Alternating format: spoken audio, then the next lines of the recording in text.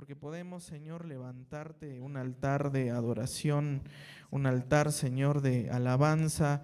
Y ahora, Señor, que vamos a aprender tu palabra, Señor, a la forma en lo que los discípulos, Señor, le preguntaban, te preguntaban, Señor, cómo iban a hacer las cosas que han de venir, y tú contestabas, Señor.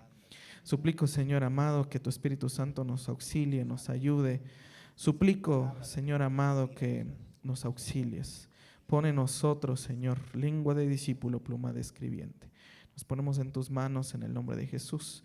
Amén y amén. Gloria a Dios. Muy bien.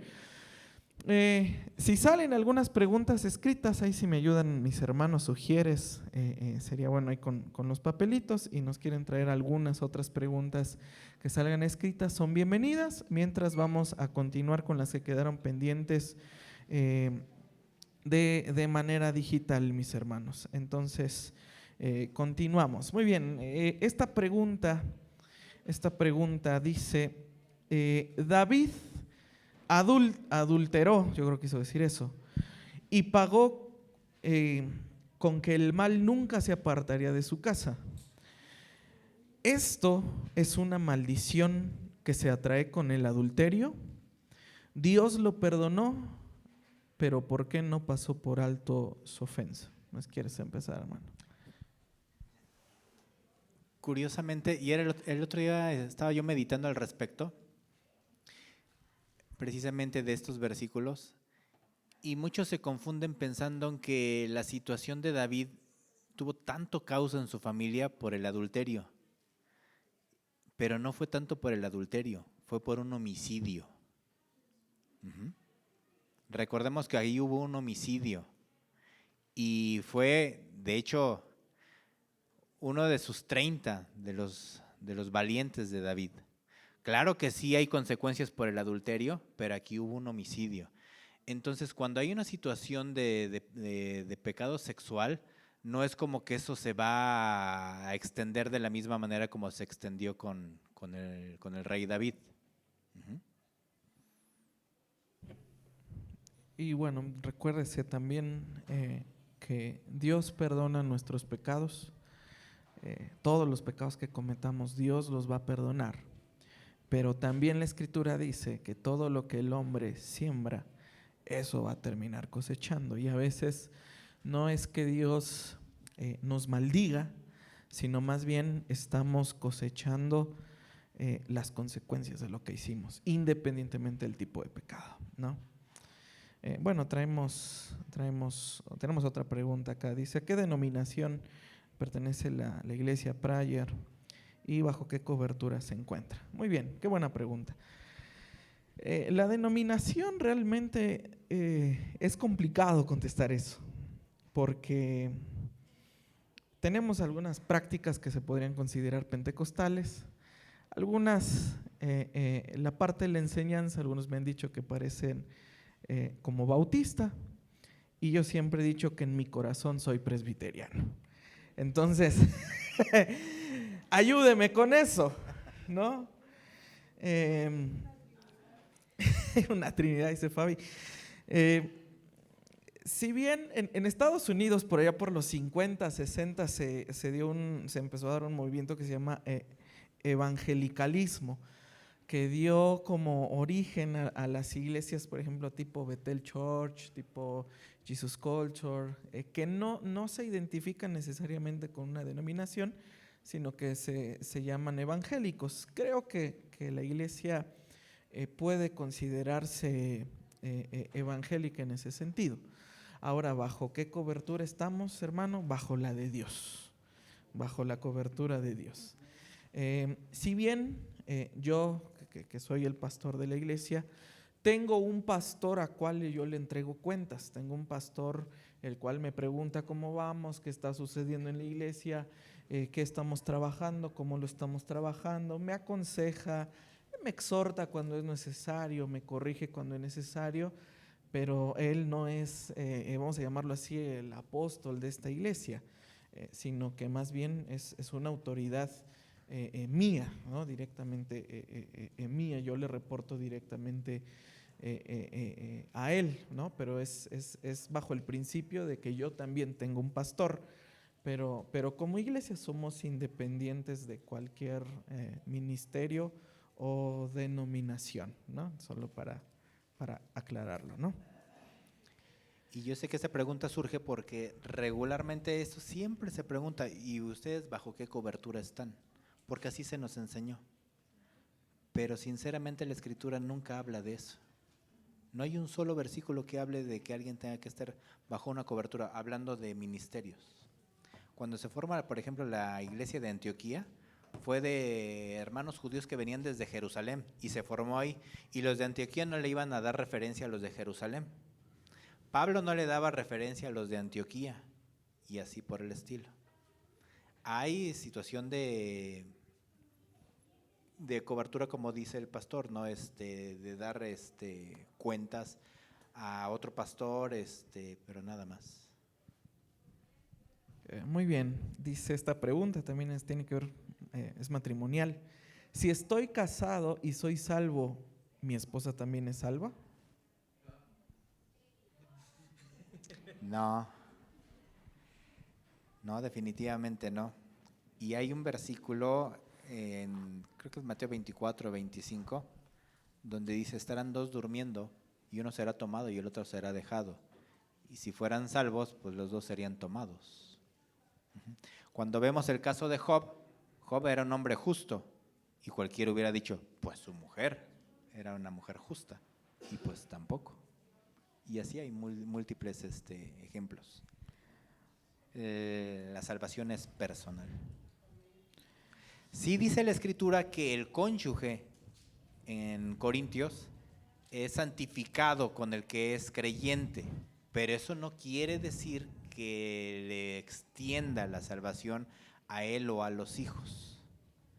Y aunque de repente se dice, es que por ejemplo Noé era un hombre justo y fue el único que se halló justo, fueron 8 los que se salvaron, pero cuando se refiere a que se salvaron no está hablando de salvación como la salvación por medio de la sangre de Jesucristo, sino la salvación de una catástrofe, de un diluvio, porque si no también podríamos ver la situación de Cam y de su hijo Canaán, que fueron maldecidos, y uno dirá, ¿y entonces ahí qué pasó?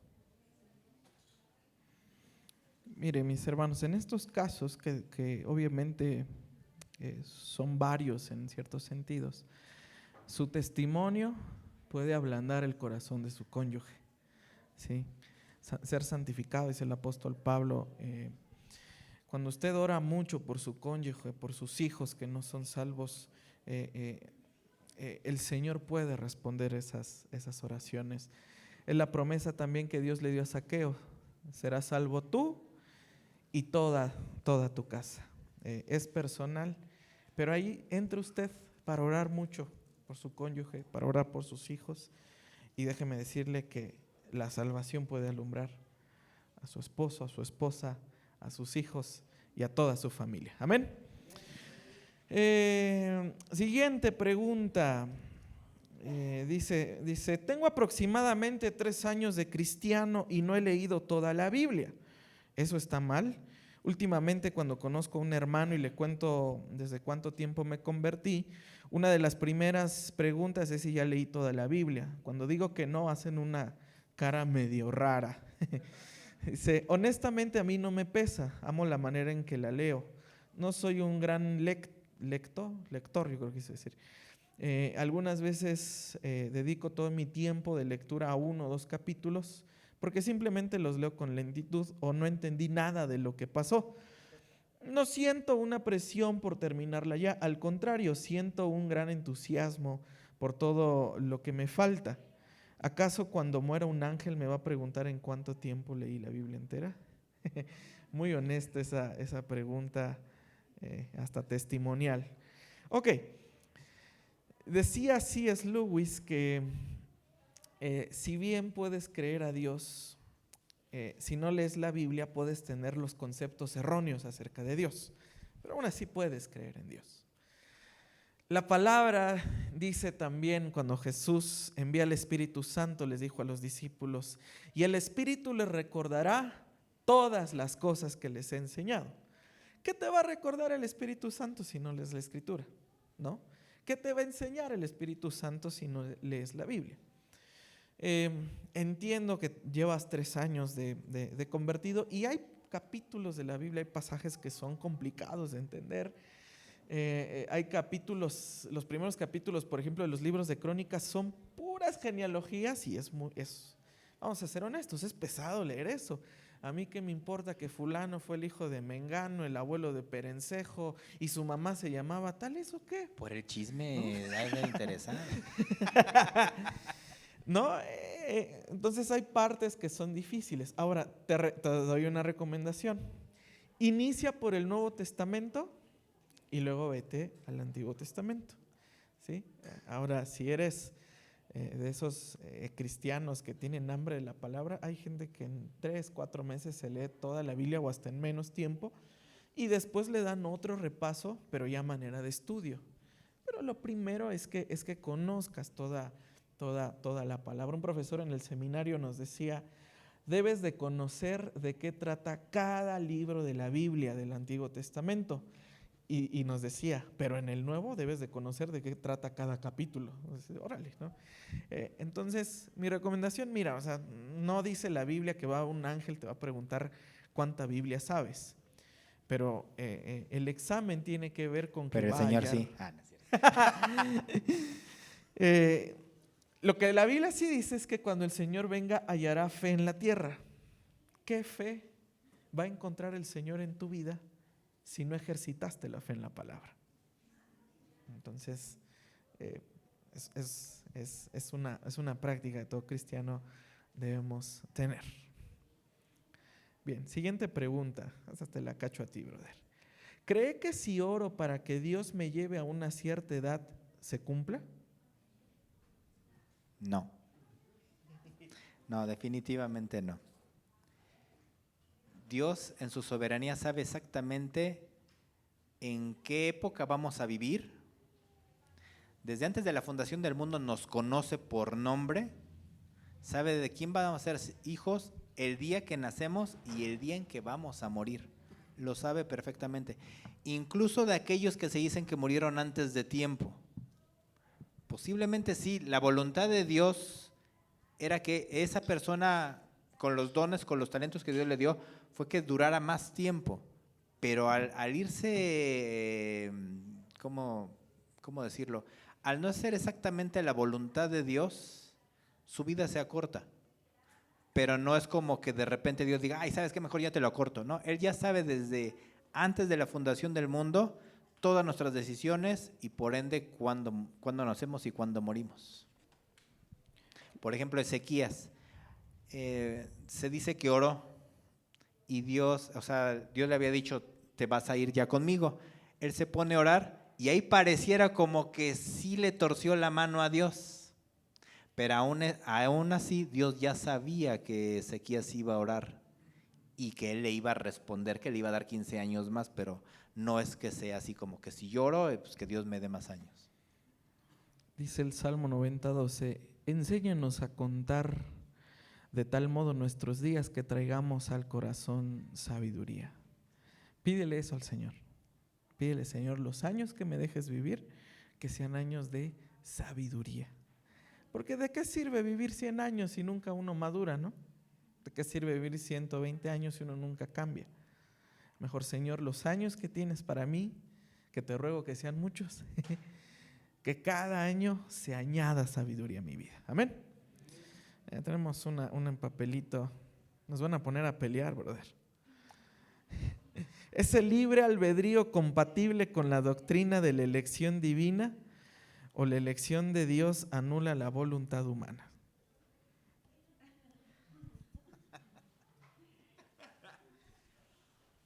Pero ya ni nos peleamos. No, ya no. Ya concordamos. Ok, mira.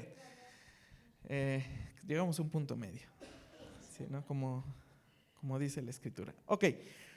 Hay varios puntos de vista acerca de la elección y cómo Dios selecciona, elecciona o predestina. Voy rápido porque hay muchas preguntas. Por ejemplo, está el supralapsarianismo, que dice que Dios, antes de crear todo, Él predestina escogidos, a otros los escoge para condenación, entonces crea, permite la caída, y los que ya están predestinados, gloria a Dios, y los que no, pues ya te amolaste, ¿no? Ese es supralapsarianismo. Está el infralapsarianismo, que dice que Dios crea el mundo, permite la caída y luego predestina, unos para salvación, otros para condenación, y la historia sigue su rumbo. Llega también Jacobo Arminio y dice que no, que realmente el primer decreto de Dios es dejar que Cristo sea el Cordero de Dios que quite el pecado del mundo. Que ese fue el primer decreto de Dios antes de la fundación del mundo y de toda la creación. Como los teólogos le dicen, la eternidad pasada. Pero ¿qué dice Arminio? Dios no puede ser injusto en el sentido de que qué pasa si alguien dice yo quiero ser salvo pero no estoy en los escogidos o no estoy en los elegidos. Entonces lo que Arminio proponía, que particularmente estoy de acuerdo con él, es que Dios en su presciencia, no presencia, presencia es una cosa y la presciencia es otra cosa, es el preconocimiento de Dios.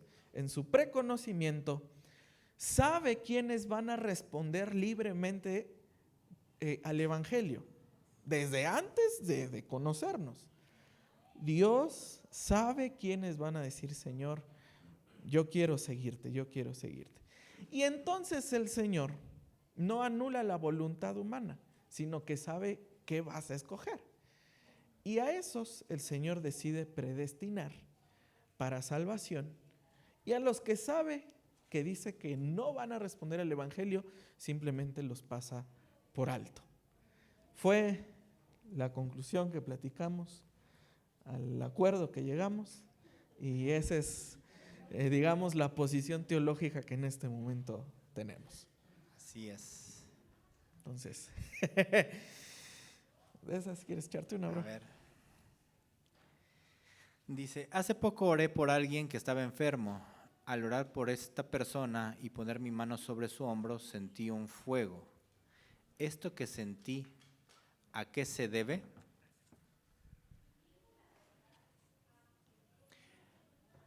Ha habido testimonios de que el Espíritu Santo, cuando hay este tipo de oraciones, es una manifestación del Espíritu Santo, que de repente se siente que se recorre fuego, que de repente ahí se siente como algún choque eléctrico, y pues son cosas espectaculares que el Espíritu hace y no hay manera de decir se hace si oras de tal o cual manera. O sea, Él lo hace en el momento que Él quiere y en su completa soberanía.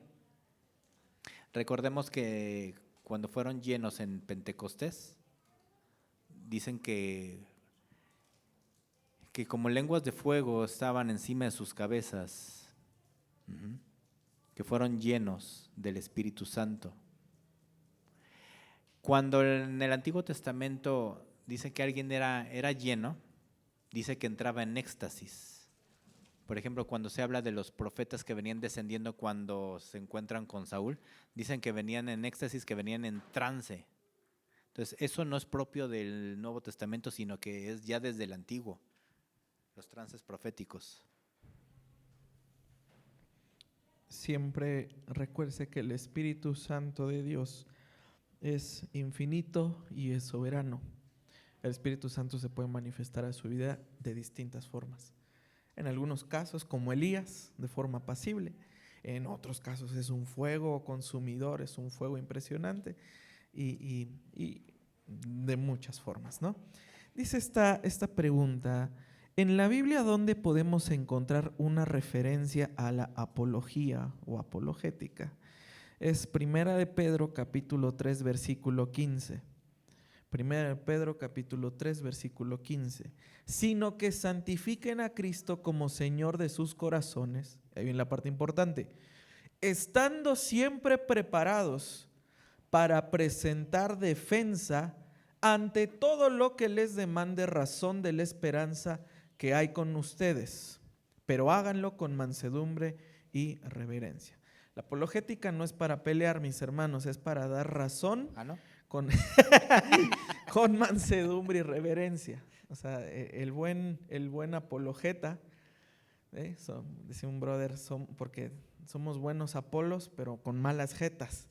Entonces, hay que tener buena cara con mansedumbre, con templanza, para que cada uno de nosotros presentemos razón. Entonces ahí lo tienes. Sí, la Biblia sí dice que podemos defender nuestra fe. ¿Quieres echarte una? Dice, ¿qué se puede decir de los tatuajes, piercings, música, baile, noviazgo con inconversos?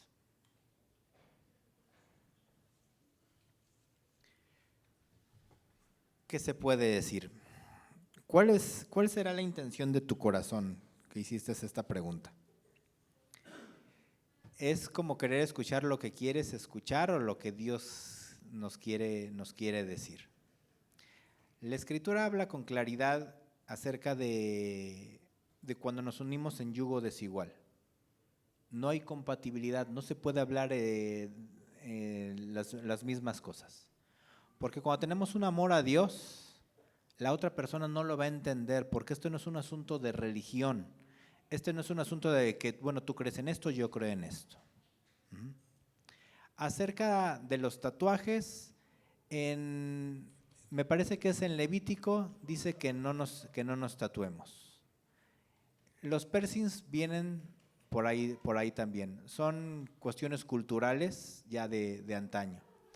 Y yo sé que me van a decir que hoy en día ya hay muchos cristianos que se están tatuando.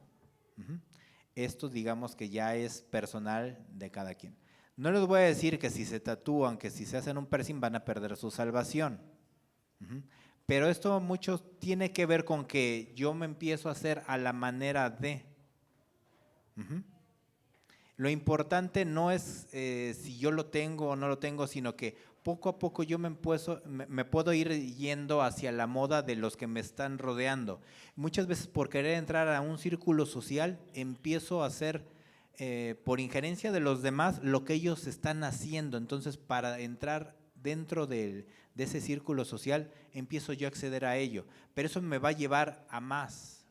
Puede ser que te empiece a llevar a más, que te puede llevar a ir a una fiesta. Ahora, el ir a una fiesta no es que tenga algo malo, pero tienes que discernir qué es lo que se está haciendo.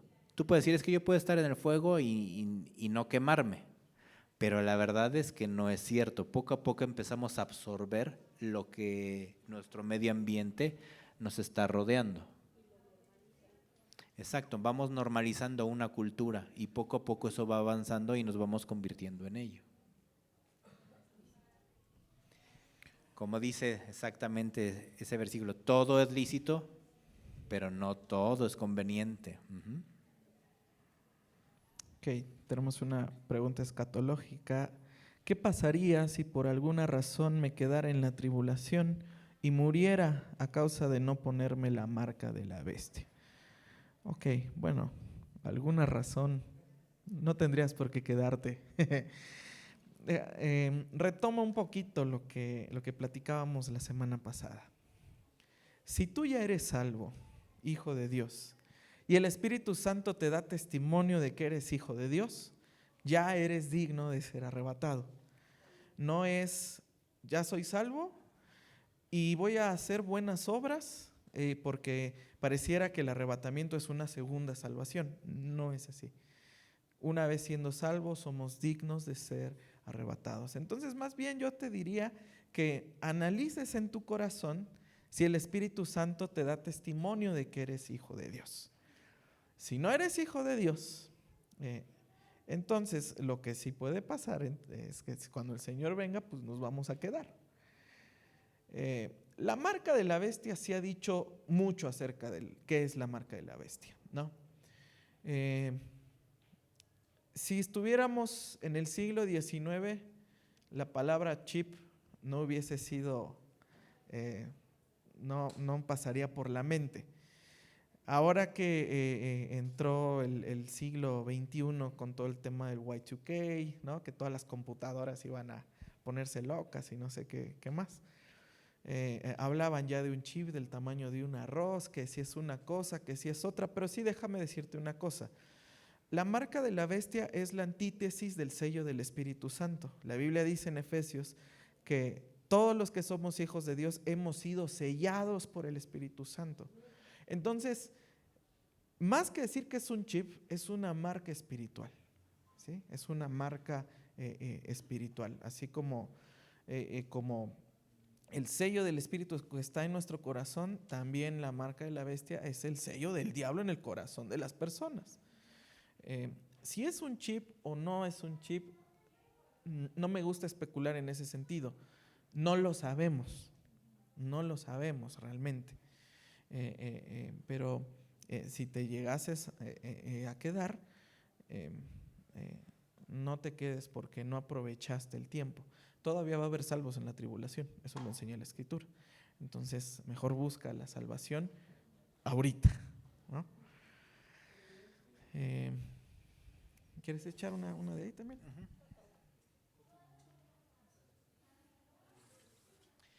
Dice, ¿cómo puedo ser buen ejemplo para que mi amigo conozca a Dios? ¿Cómo puedo apoyar a un amigo que está pasando por momentos difíciles? A ver, son dos preguntas. ¿Cómo puedo ser buen ejemplo para que mi amigo conozca a Dios? Pues siguiendo las Escrituras, es el testimonio que damos. Dice la Escritura que nosotros somos cartas abiertas, dispuestas para ser leídas por los testigos que tenemos a nuestro alrededor. Entonces, tenemos que ser congruentes de lo que creemos, de lo que pensamos con nuestra manera de actuar. Esa es la mejor manera en la que este amigo se va a poder convencer de la presencia de Cristo. Y la segunda dice, ¿cómo puedo apoyar a un amigo que está pasando por momentos difíciles?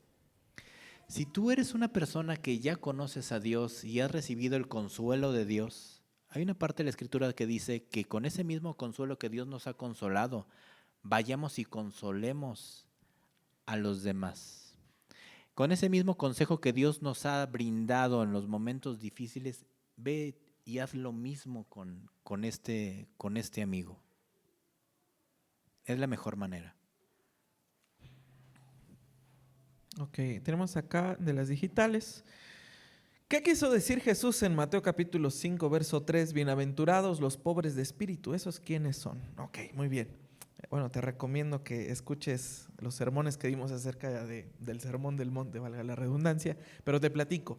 El pobre de espíritu es una persona que reconoce la necesidad de Dios, que espiritualmente reconoce su carencia de que esa persona no va a salir adelante, no puede seguir si Dios no está presente en su vida. Entonces, bienaventurado aquel que reconoce la necesidad de Dios, porque los que se creen necesitados, esos van a recibir el reino de los cielos. Entonces cambia el sentido, no pobre en el sentido, no tiene dinero, le va mal, no está hablando de eso. Está hablando de que aquel que reconoce que sin Dios no es nadie, aquel que reconoce que sin Dios no puede seguir adelante. No está viendo la pobreza material como una virtud. Eso tampoco lo enseña la Biblia, porque si vemos toda la ley de Moisés, Dios quiere un pueblo próspero, Dios busca la prosperidad de su pueblo, ¿no? Entonces no veamos la pobreza como una virtud. Habla de la pobreza espiritual. Aquel que reconoce que sin Dios no es nadie, de ese será el reino de los cielos. Amén. Vamos a ver. ¿Qué pasa con los que se suicidan? Híjole, yo creo que John MacArthur se les puede resolver. Es que hizo una polémica este pastor con esta pregunta. Alducin también. Fue muy peligroso la puerta que abrieron porque ellos dicen que el único pecado que no puede ser perdonado es la blasfemia contra el Espíritu Santo. Entonces, por ende, el suicidio puede ser perdonado. Es una puerta muy, muy, muy peligrosa. Sabemos que si nos arrepentimos, Dios nos perdona una, dos, tres, varias veces. Pero si una persona se suicida, ¿cómo se puede arrepentir? No hay manera de. Y ni modo que el que esté a un lado pues pida perdón por el que se suicidó, no vale, porque eso es en vida.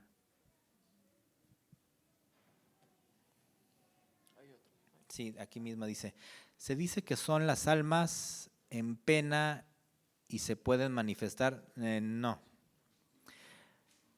No, los seres humanos no pueden estar vagando por aquí. Hay por ahí una teoría que me parece que viene de los judíos, en el que cuando una persona muere, tienen un permiso como de 2, 3 días de andar aquí en la tierra, pero nada más. No es que puedan estarse apareciendo. Ahora, sí, la escritura sí dice que hay quien sí se puede aparecer y se te puede aparecer en la forma de tu mamá, tu papá, tu hermano, quien tú quieras, o en la forma de un ángel, de una virgen. Y esa es la virtud que tiene Satanás y sus huestes, de aparecerse con la forma que acabo de mencionar. Entonces no son familiares, ¿eh?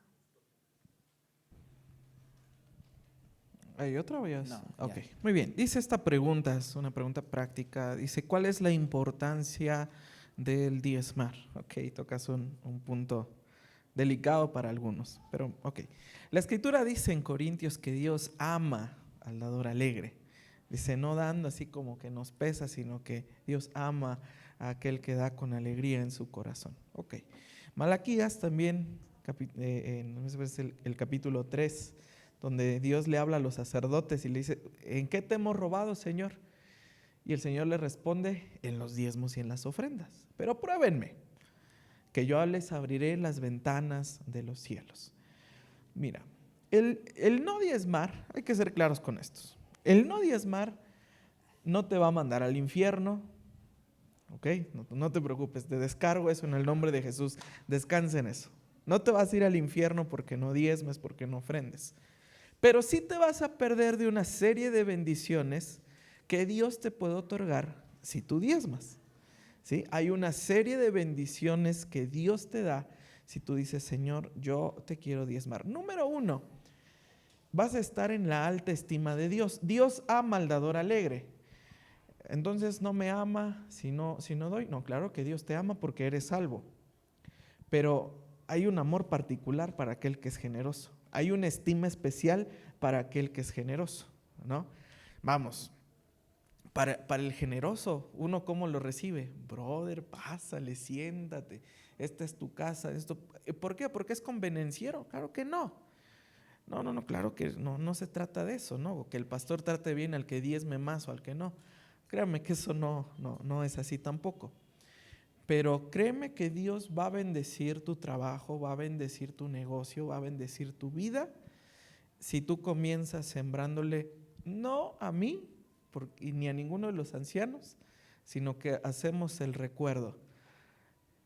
Los ancianos y un servidor tenemos nuestro trabajo y de nuestro trabajo le diezmamos a la iglesia. Entonces, créeme que no es para mí, ¿no? Es para el Señor. Entonces el Señor te va a tener en una alta estima. El Señor va a abrir las ventanas de los cielos para tu vida. Mi pastor tiene un testimonio interesante acerca del diezmo.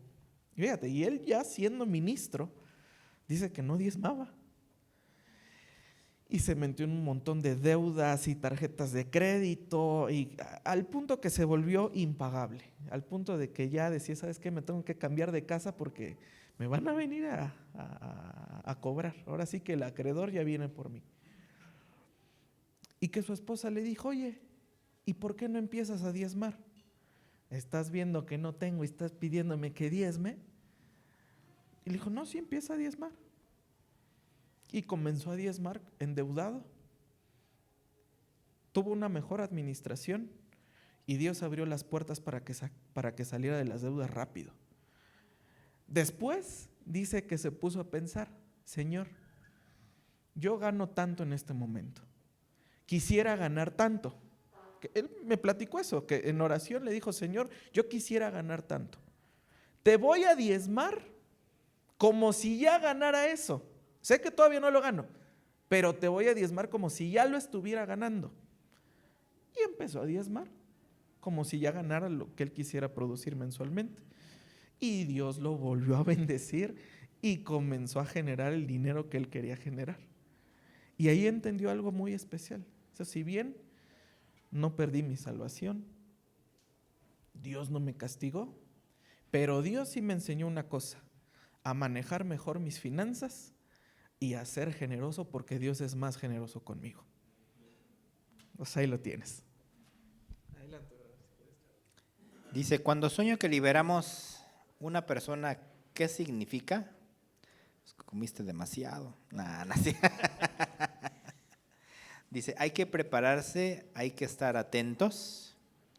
Cuando sueñas que liberas a una persona, ¿qué significa?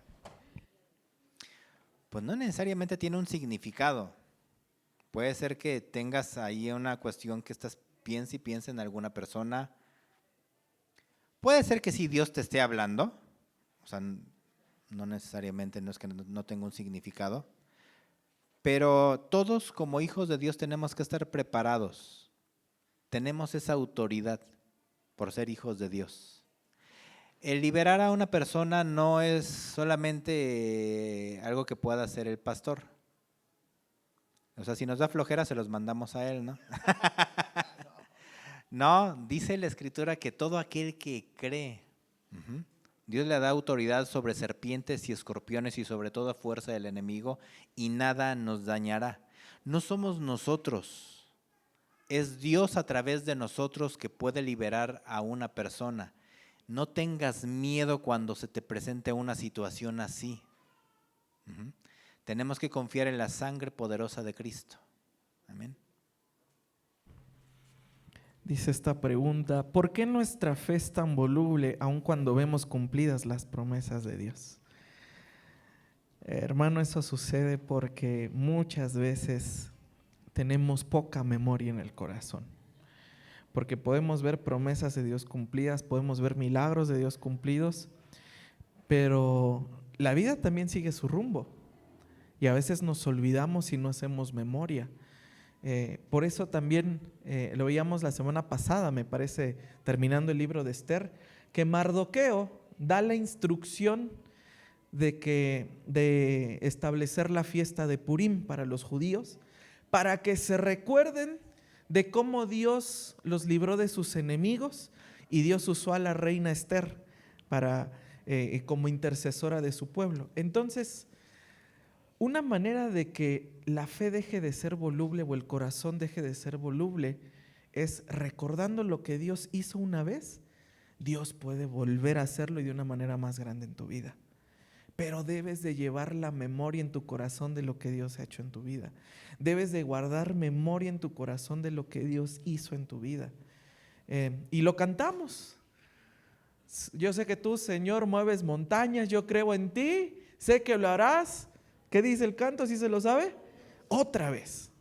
Entonces, trae a tu corazón lo que Dios ya ha hecho antes y ten la certeza de que Dios puede volver a hacerlo. La memoria fortalece la fe. Y por eso leemos este libro, para tener fe, para recordar. Entonces recordamos lo que viene en la palabra, pero también podemos recordar lo que ya ha hecho con nosotros en otras ocasiones. Y de esa manera nuestra fe se afianza cada vez más. Muy bien, dice aquí, ¿por qué esta iglesia trae invitados a predicar o a la alabanza y nosotros como iglesia, grupo de alabanza, no hemos sido convocados a ir?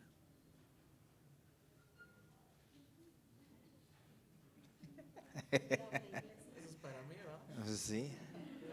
¿Yo qué puedo decir? Pregúntenle a él.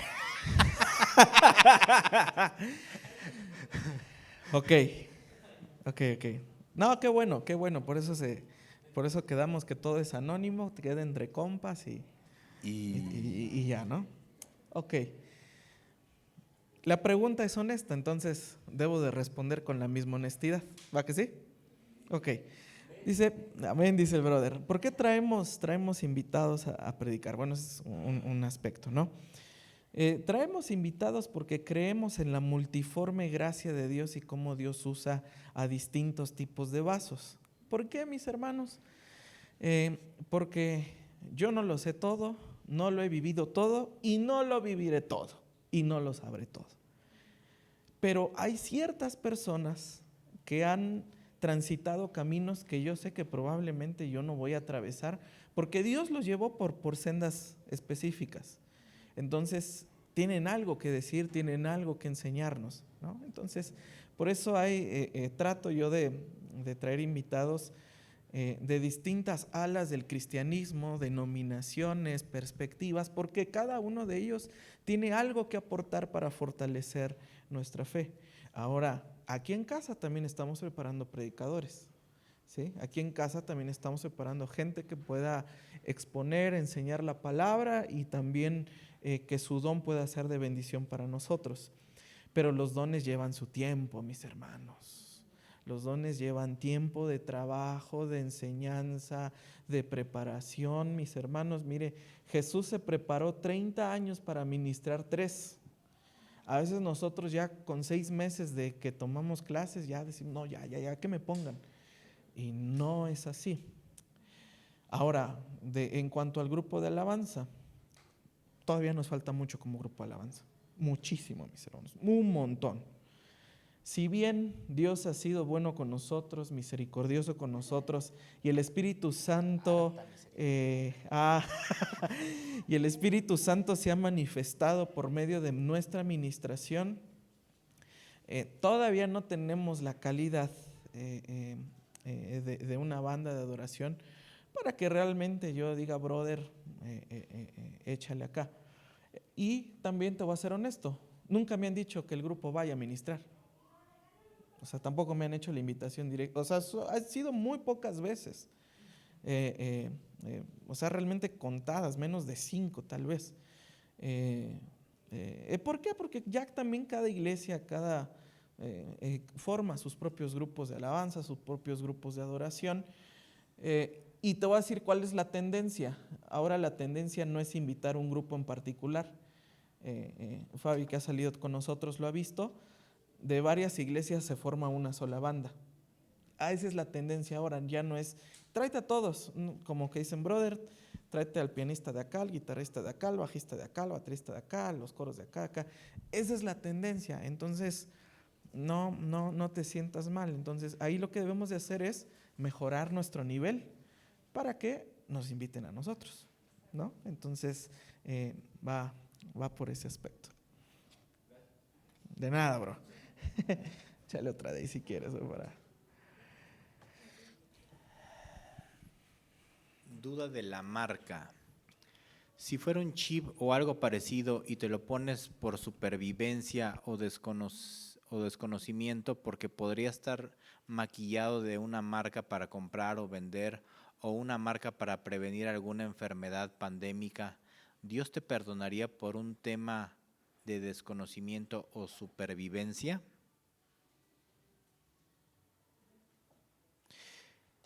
Yo creo que cuando sea la marca de la bestia, ahorita se especula muchísimo al respecto. Y yo digo, ¿para qué estar pensando tanto en eso? Una, si el rapto realmente es antes de la tribulación, ni vamos a estar.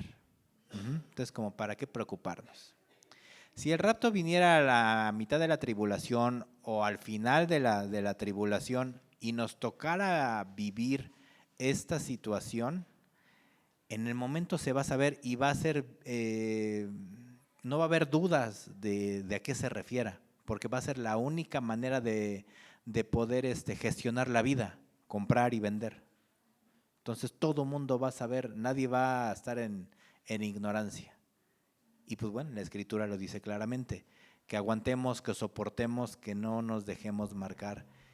Va a haber muchos mártires en la gran tribulación, pero recordemos una cosa, nos pueden matar. Ahora, no todos van a morir en la tribulación, muchos van a sobrevivir hasta que Cristo venga Ujú. Y se instaure el milenio. Va a haber personas que van a entrar al milenio en un cuerpo físico, o sea, no necesariamente van a morir. Y si llegan a morir, recordemos una cosa, esto físico no es todo. Lo espiritual es más fuerte, más poderoso y más importante. Puede ser un momento el dolor, pero el siguiente segundo estamos en la presencia de Dios. Igual, la Biblia dice en Apocalipsis que aquellos que se pusieron la marca les sale una llaga o se enferman, ¿no? O sea, no va a ser un asunto de desconocimiento. Ahora, otra cosa, los teólogos más serios, G.K. Bell, Anthony Hoekema, A.W. Pink, Larry Trotter, vamos a mencionar dispensacionalistas, Cyrus Scofield, otro dispensacionalista, Robert L. Thomas, John MacArthur, obviamente John MacArthur. Ninguno de ellos habló de algún chip.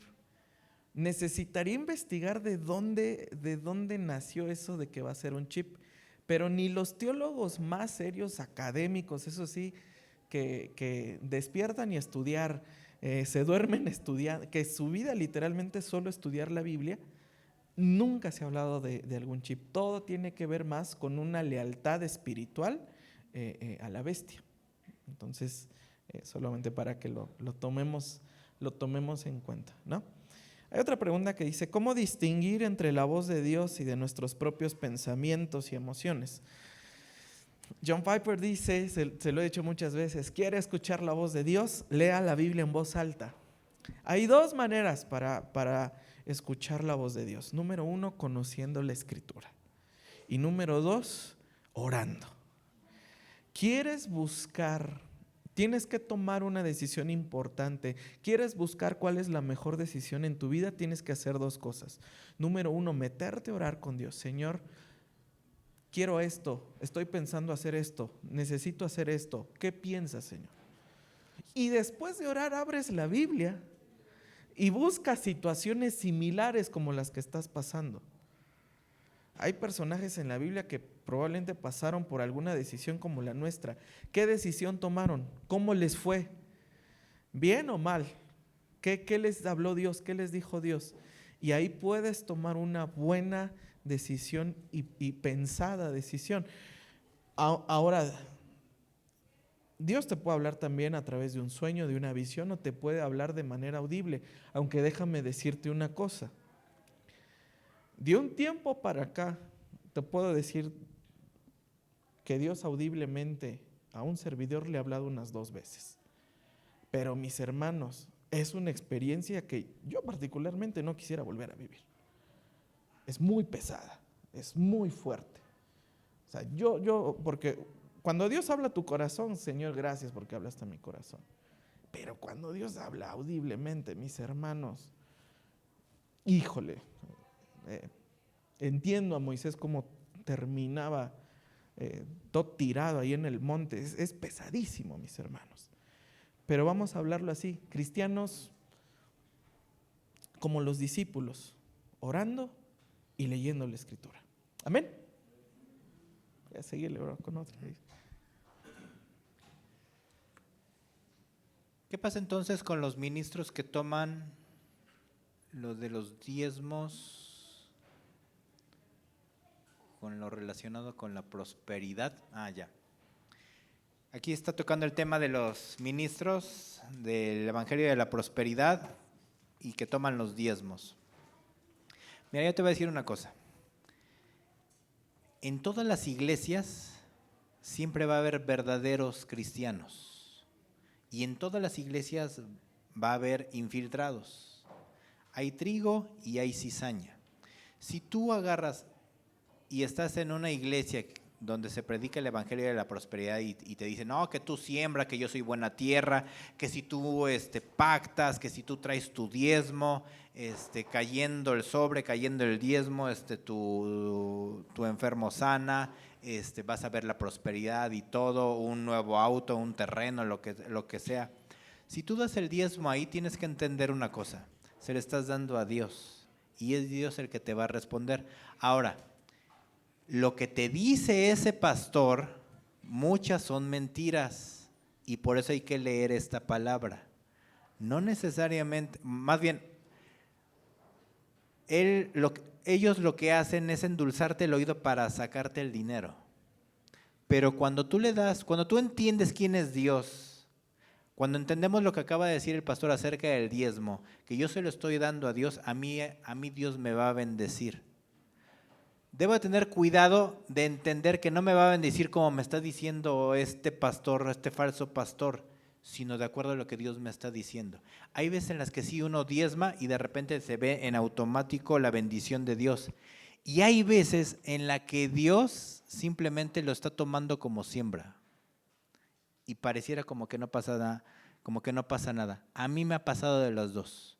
Una vez tuve un problema, no di mi diezmo y me cayeron unas multas de Hacienda, unas situaciones muy complicadas que yo no sabía que tenía que declarar aunque fuera en ceros, yo lo omití, yo no sabía nada en aquel entonces, estaba yo bien chavo, y que me caen como 3, 4 multas así, yo no hice nada, ¿no? Ni he ganado nada.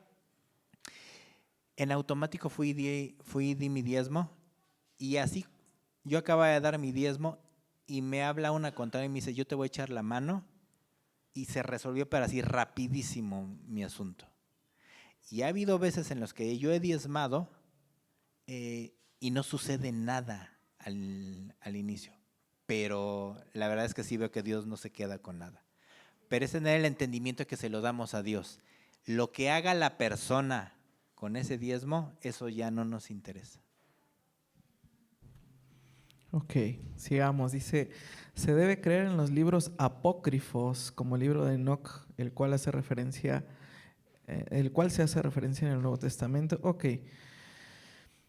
Todos los libros apócrifos se llaman así porque fueron escritos posteriormente a la vida de Jesús y a la vida de los apóstoles. El canon bíblico se formó por ejemplo, Mateo tuvo que ser escrito durante el periodo de la vida de Jesús o durante la generación de los apóstoles. Por eso se aceptó Mateo y no Tomás, ¿no? Porque Tomás se escribió hasta el 150, 200 después de Cristo. Tomás no estaba vivo en ese entonces no lo pudo haber escrito Tomás. El libro de Enoc fue escrito en griego.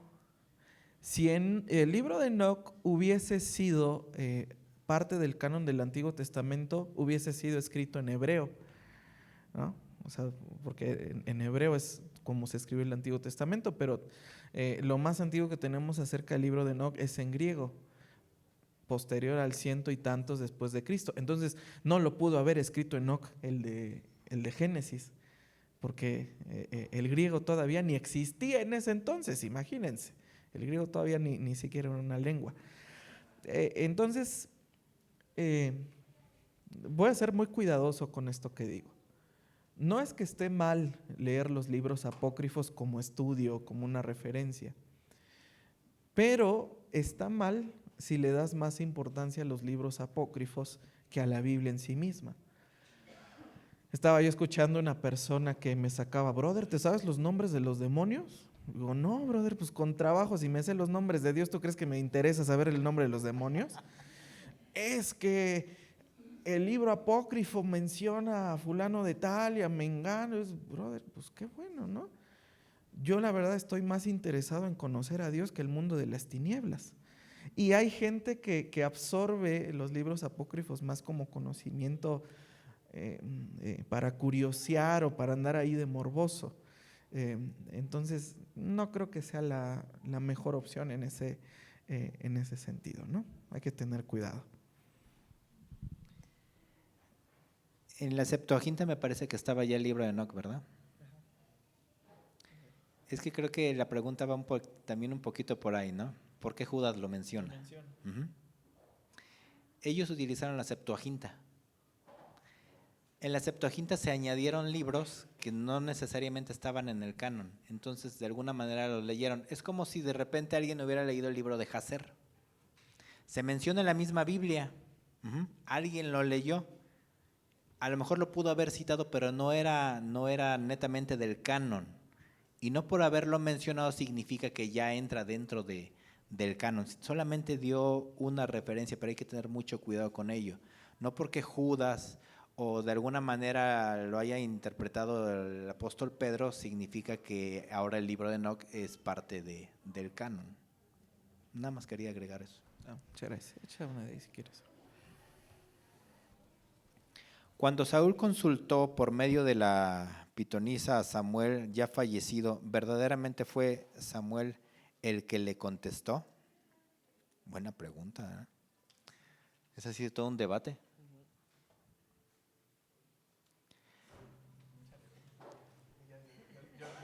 A ver qué voy a decir.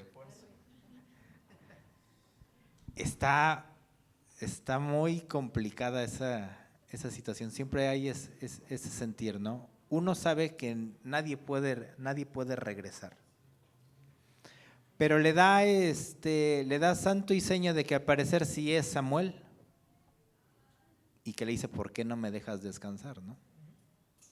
Pero, y también le hace una referencia, no vemos que sea un espíritu que esté hablando, porque un espíritu lo llevaría a algo que fuera en contra de Dios.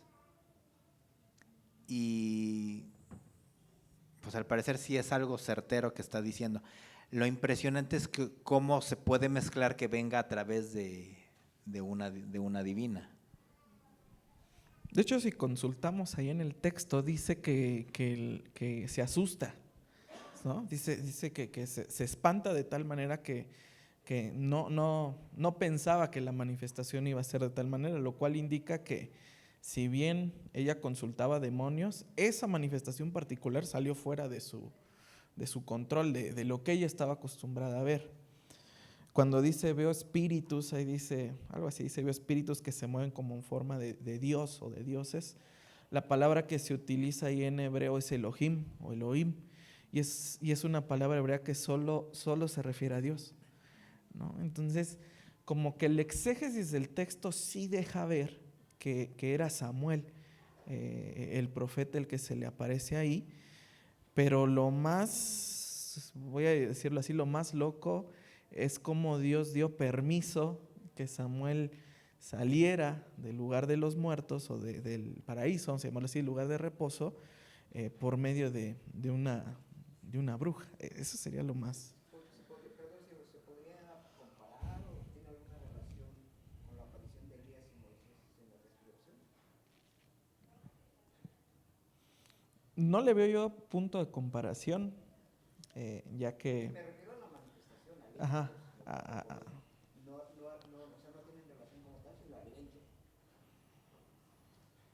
Puede ser, aunque esa fue una manifestación, si bien espiritual, también era una manifestación simbólica entre Moisés y los profetas, ¿no? Entre Jesús diciendo yo soy el cumplimiento de la ley con Moisés y yo soy el cumplimiento de los profetas con Elías.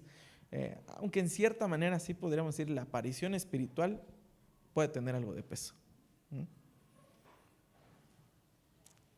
Está para estudiarse realmente, hay muchos exégesis a hacer ese. Digamos que es como que texto. Dios en su soberanía de repente permite alguna situación, pero que tengamos mucho cuidado en querer hacer una regla de ello, porque claramente... Porque de ahí nace la pregunta o la duda, ¿no? De cómo sabía Pedro que era Elías y que era Moisés, ¿no?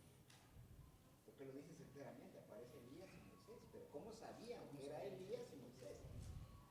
Muchos años antes habían muerto los dos y no había una referencia fotográfica, ¿no? Sí, es lo que los teólogos, por ejemplo, como Christ Kenner, hablan de que en ese momento los apóstoles experimentaron la memoria del cielo. Conocer al apóstol Pablo sin verlo de frente, conocer a un santo del Antiguo Testamento, David, sin haberlo visto de frente. Es como que no solamente fue la visión, sino la atmósfera que cubrió el momento. ¿No? Es como haber fluido en un don de palabra de ciencia o de sabiduría, Ajá, ¿no? de sabiduría, es conocerlo sin nunca haberlo visto. Así es. Ok, sigamos. Esta es operativa, de esas honestas que nos gustan mucho. ¿Por qué siempre sirven las mismas personas y hay a quienes ni siquiera le han preguntado si pueden o quieren servir? Lo pregunto porque gente se da cuenta y piensa que es porque hay gente que les agrada y quien no. Ok, mira, ya lo dijo el anciano Osvaldo, uno los invita y no quieren. Yo sí escuché al anciano, yo sí, ¿no? Mira, no es que, ¿por qué a veces estamos los mismos? Porque pues son los que están dispuestos, hermano, ¿no? Son los que dicen, hermano, pues yo, si nadie quiere, pues póngame a mí. Entonces, te invito, mira, el servicio también es de dos cosas. La verdad, gracias a Dios por el corazón del anciano Osvaldo que va y los busca. Yo soy de la idea que el que quiere servir se tiene que acercar a decir, hermano, yo quiero servir.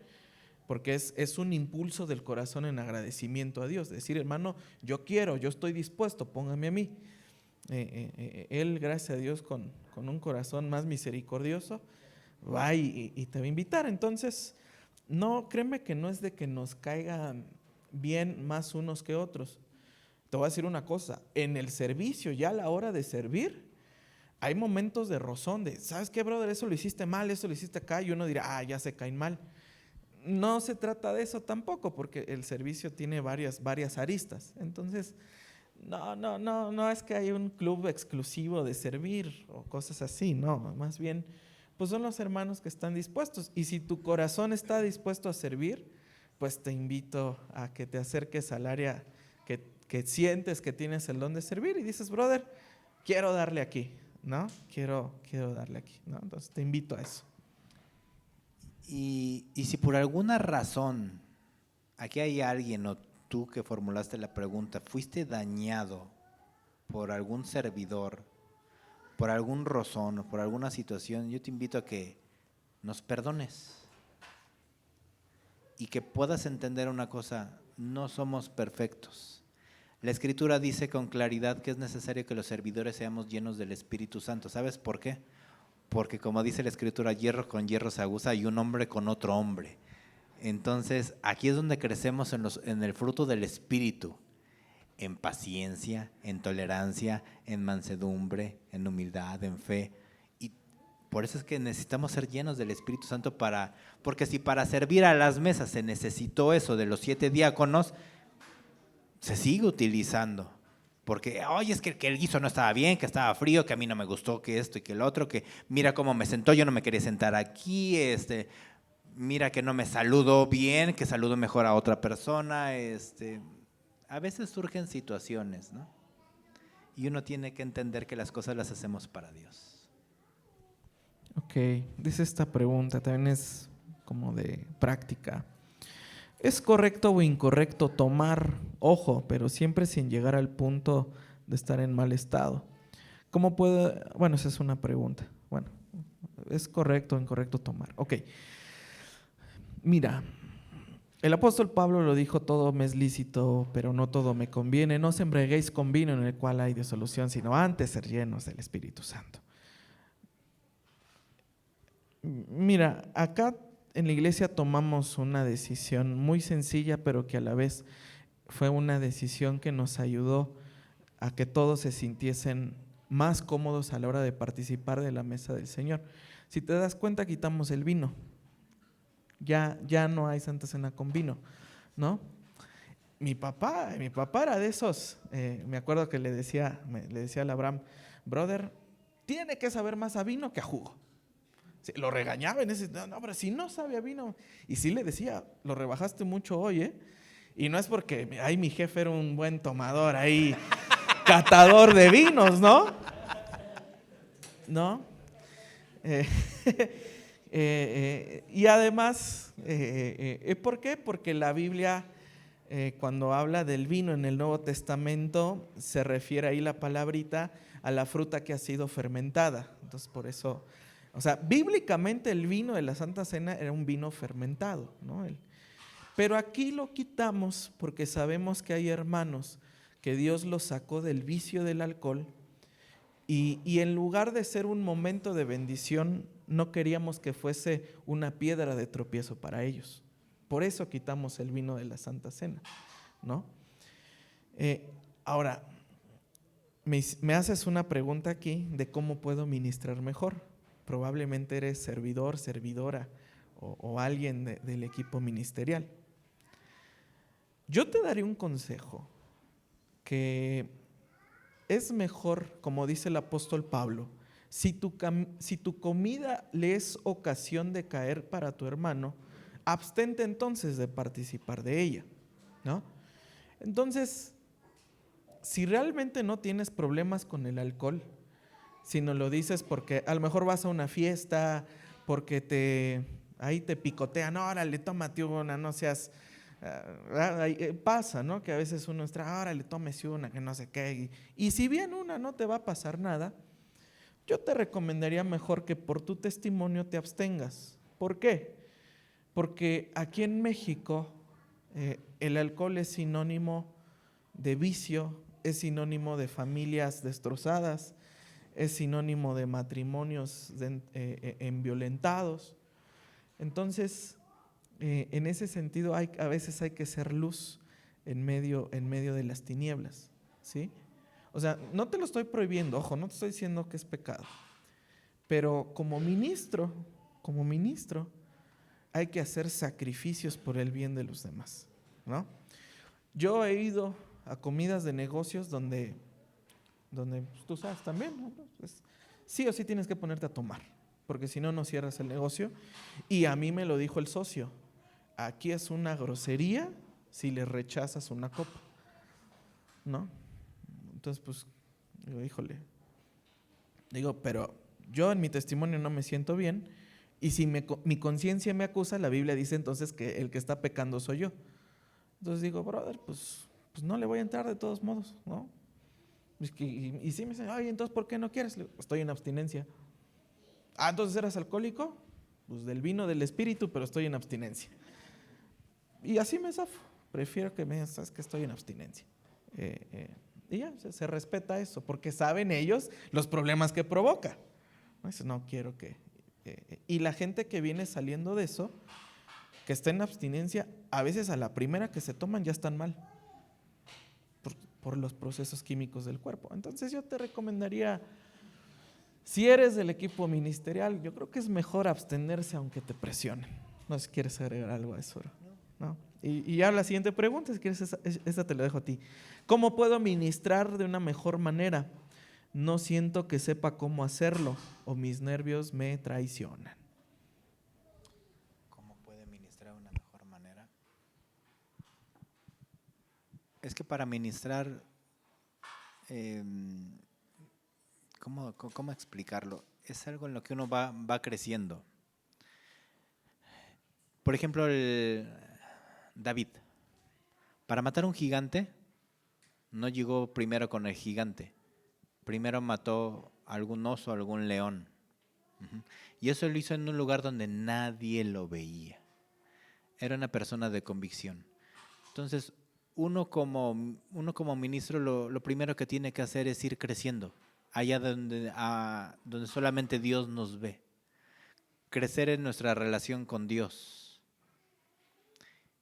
El Espíritu Santo va tomando a la persona que quiere, y esa persona solita va fluyendo, y cuando se llega el momento de ministrar, de hacerlo ya público, ahora sí, y también va agarrando una experiencia. O sea, porque, por ejemplo, cuando uno empieza, no es lo mismo que cuando uno ya lleva ya varios años.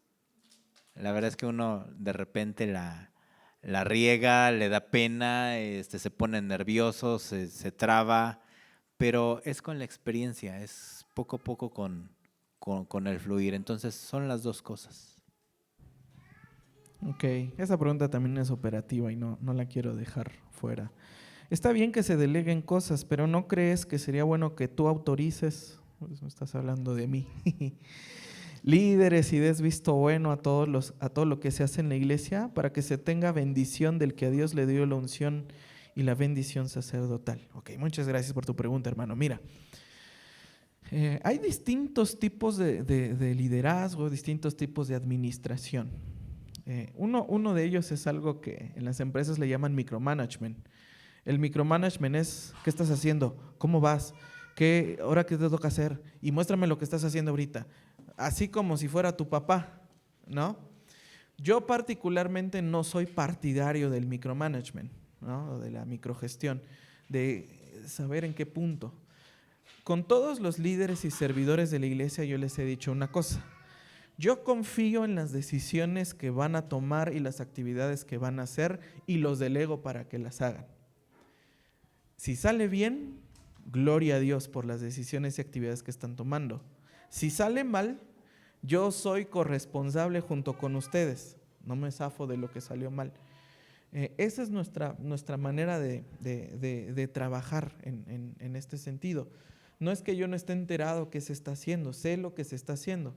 Ahora, si crees que hay algo que se está haciendo que crees que yo no sé, tienes toda la confianza de acercarte conmigo y preguntarme, ¿sí? Me puedes preguntar, tienes toda la confianza, o mandarme un WhatsApp, o así, o mandarme un papelito, ahí preguntar.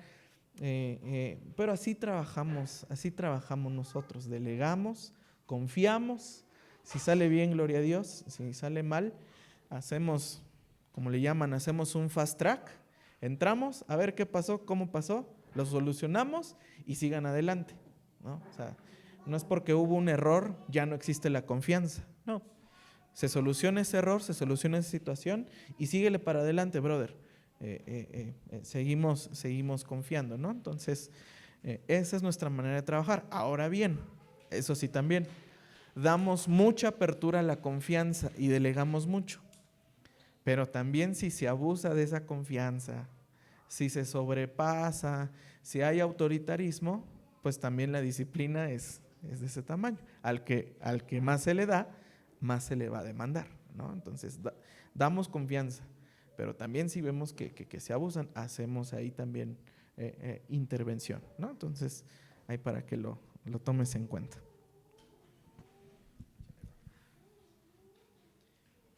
Dice, ¿cómo apoyar a un familiar que está en días de perder a su única compañera de vida?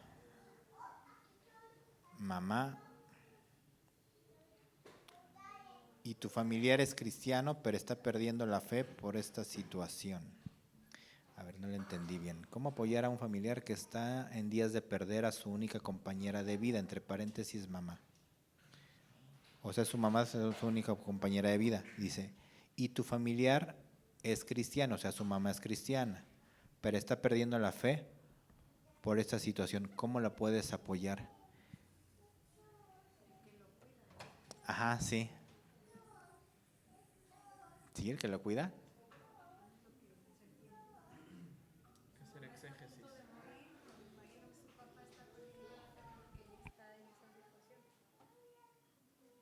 Yo entendí que era la mamá la que estaba muriendo, ¿no? Ajá.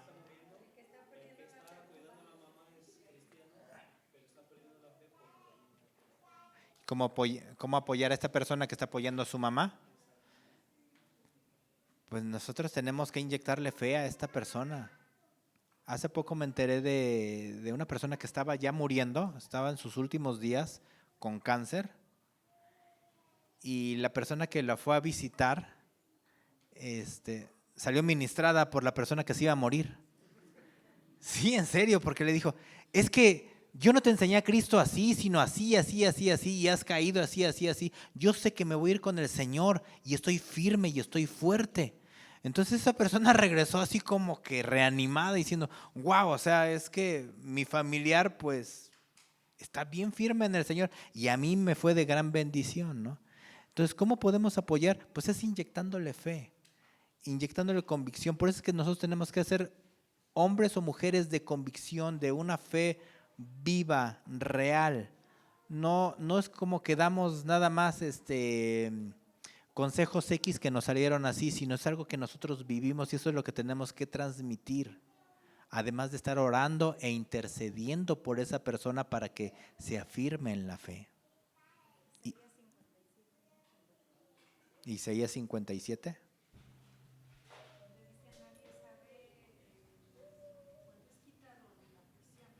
Ah, sí. Sí, también que no puede entender por qué se va a morir que de repente uno dice, pero es que ¿por qué se los lleva el Señor, no? Y lo que está diciendo Fabi de Isaías 57 es que nadie entiende que delante de la aflicción es quitado el justo. Hay personas que mueren y uno dice, pero ¿por qué se murió? Dios se lo quiso llevar porque es mejor para esa persona.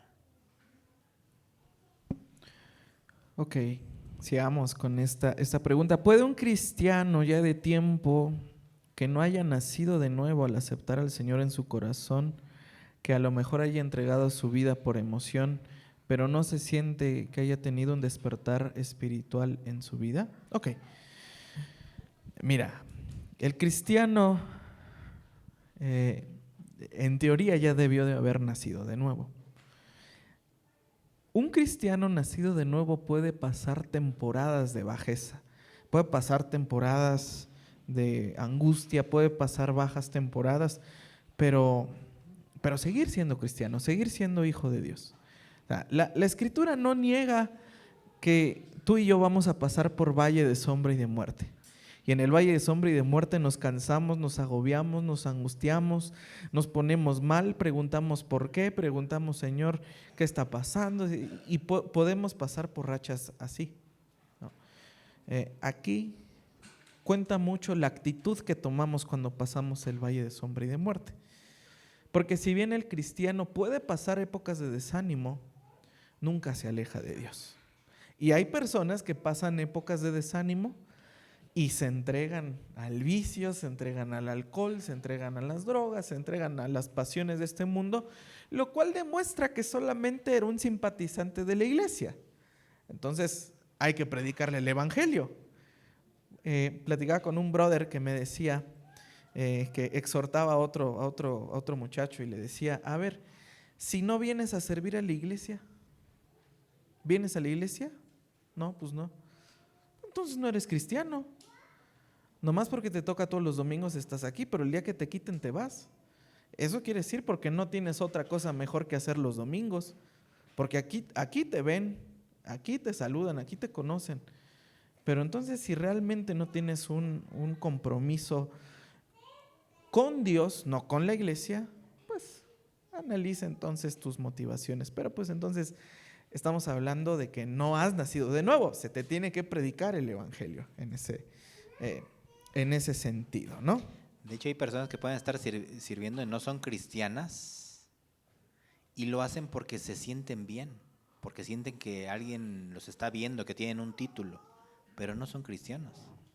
Y dice la Escritura que van a llegar a la presencia de Dios y Él los va a desconocer. Les va a decir, aléjate de mí, hacedor de maldad.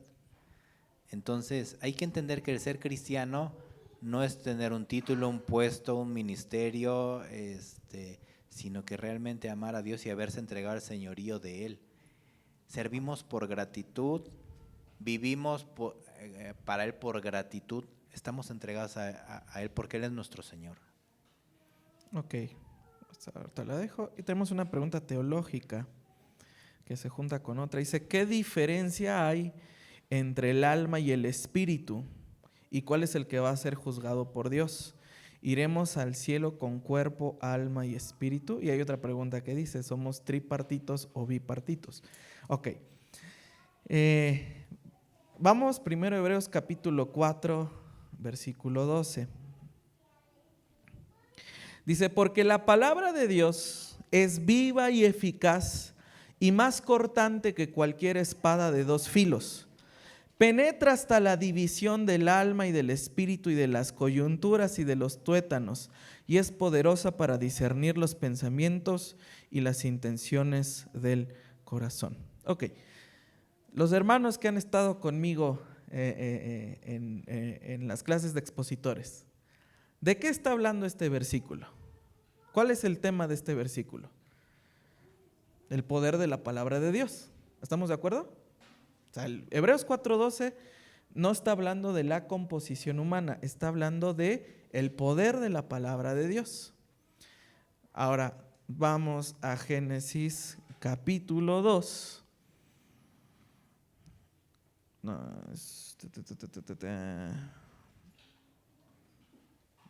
Ok, capítulo 2, versículo 7. Dice, pon atención. Entonces el Señor Dios formó al hombre del polvo de la tierra y sopló en su nariz aliento de vida y fue el hombre un ser viviente. ¿Cuál es el tema de este versículo? La formación del hombre. ¿Verdad que sí? ¿Cuántos elementos Dios usó para formar al hombre aquí? 2. Polvo y aliento de vida. Entonces, somos una parte material y una parte espiritual. Alma, espíritu, la Biblia lo utiliza como términos intercambiables. Hay otro pasaje cuando María ve a Elizabeth, dice: mi corazón se regocija, mi mente, mi alma y mi espíritu también están alegres. Entonces habla como de 4 o 5. Entonces no somos 4 o 5.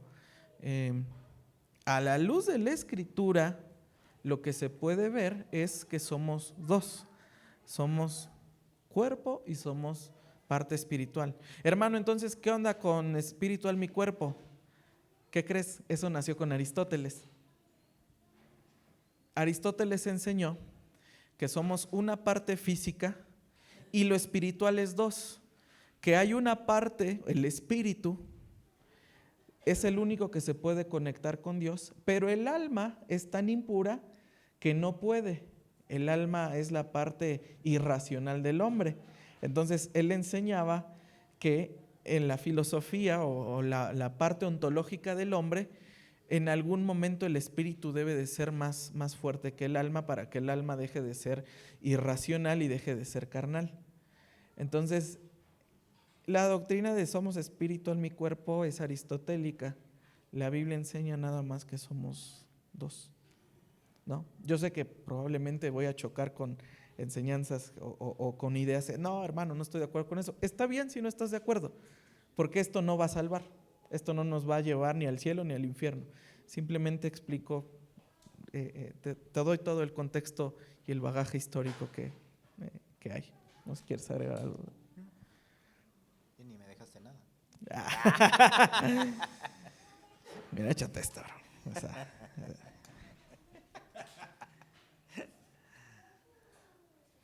¿Qué pasa cuando una persona se bautiza y luego pierde su identidad en Dios? Se vuelve gay.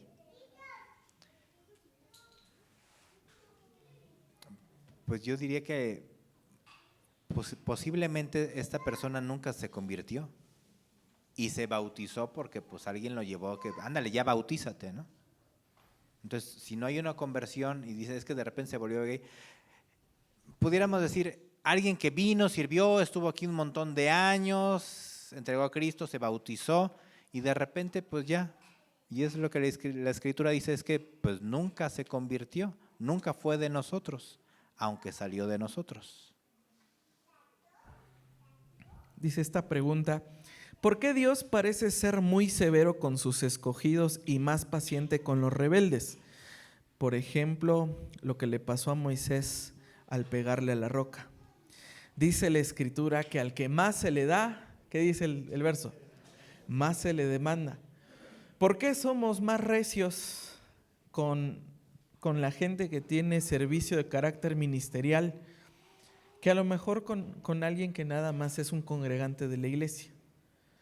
Porque se le está dando y Dios lo llamó a ser un ministro de Dios y Dios le ha entregado un don más especial que incluso que otros que no tienen. Entonces, si Dios más se le va a dar, Dios más va a demandar, más duro va a ser.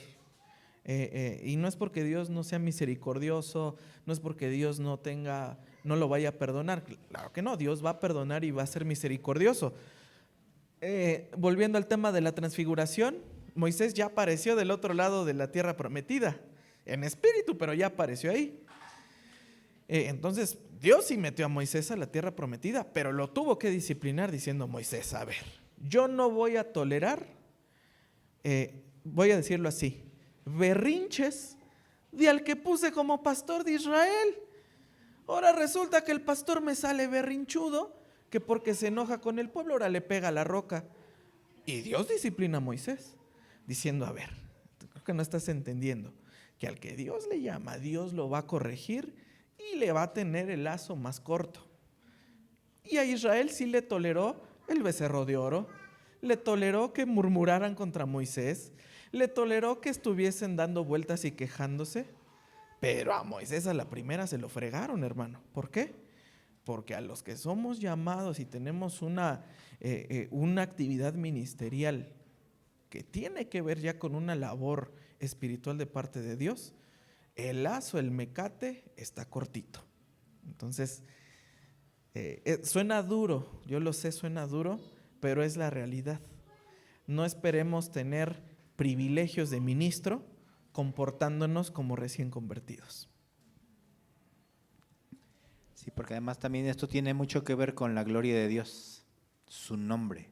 Dice, muchas veces mi nombre es blasfemado por culpa del pueblo. Entonces los que estamos en un ministerio, en automático se vincula el ministerio con Dios. Por eso es que hay menos rango de error, de falla o de, digamos, pasarnos de listos, ¿no? Por ejemplo, los hijos de Elí. ¿Qué pasa con los hijos de Elí? Ellos estaban directamente ahí en el tabernáculo sirviendo. Y ellos hacían de su vida un desgarriate. Y yo estoy seguro que así muchos tenían hijos que decían, ay, pero pues sí, mira, los hijos. Sí, pero ellos estaban en un rango de mucha importancia y los vinculaban con Dios. Y el nombre de Dios fue blasfemado por causa de los hijos de Elí. Y Elí no hizo nada al respecto, ni siquiera para estorbarlos. Y Dios le demandó eso. Volviendo al tema de Moisés, podríamos ver el caso de Jonás. Y vemos que Dios le tuvo una paciencia a Jonás, que era tan berrinchudo. Sí, pero uno era un pastor de 2 millones de personas y el otro apenas le había mandado a dar un mensaje, ¿no? Está fuerte. Dice esta pregunta, ¿existieron los dinosaurios? Sí, claro que sí existieron. Solo que la palabra dinosaurio, vamos a llamarlo así, apareció hasta el siglo XIX o se inventó en el siglo XIX. La Biblia se escribió miles de años antes. Entonces, lo que hoy conocemos como dinosaurios, la Biblia los llama los grandes monstruos, las grandes bestias, como lo que menciona Job ahí, como la cola de Behemoth. Entonces, sí existieron, sí están en la Biblia. De hecho, hay una corriente antropológica de estudio que dice que el hombre sí llegó a convivir con dinosaurios.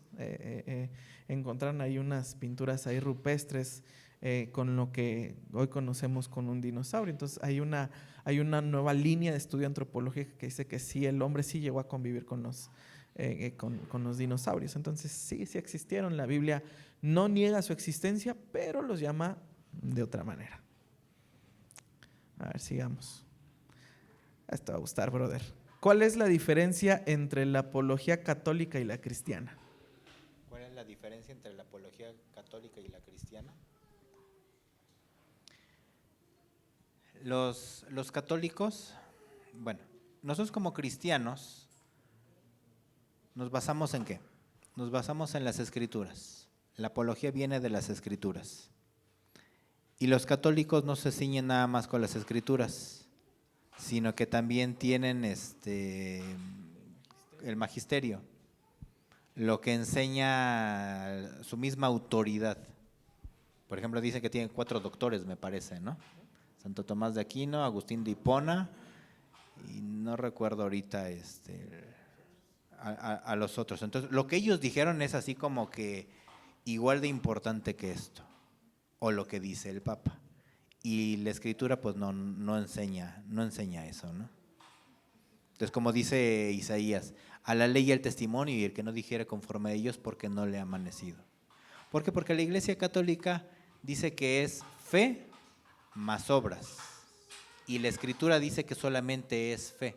Y por ahí viene y se tuercen muchos versículos, por ejemplo Santiago, ¿no? Dice, demuéstrame tu fe por tus obras, ¿no? Entonces dice, entonces sí hay que hacer obras, pero no está hablando de salvación ahí Santiago.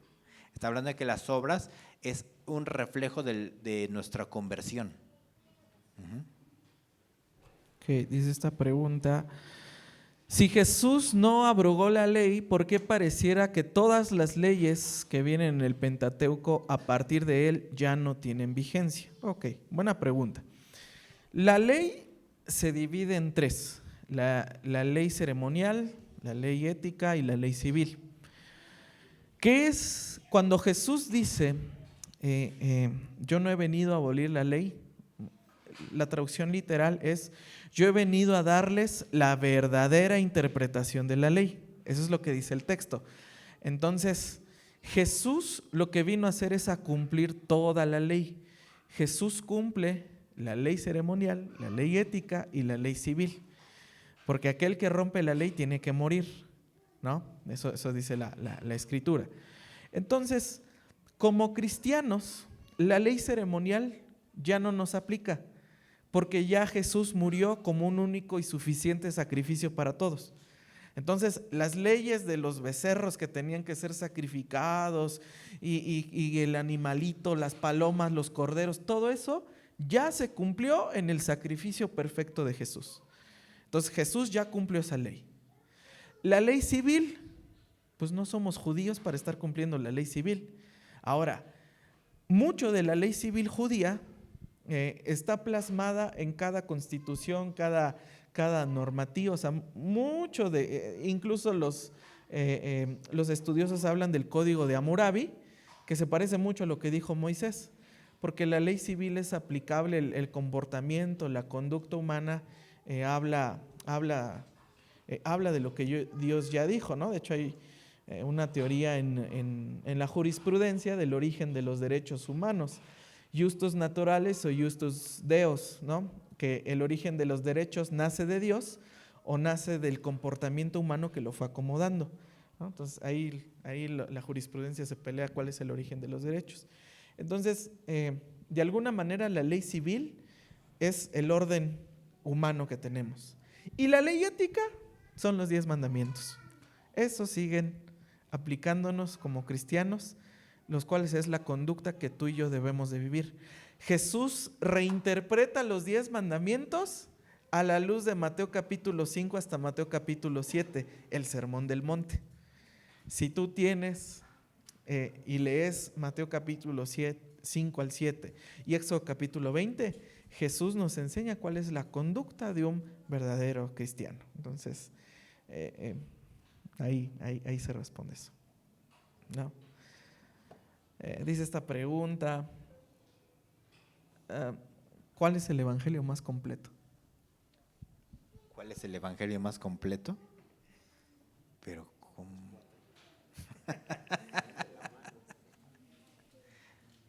¿Pero a qué se refería la pregunta en específico?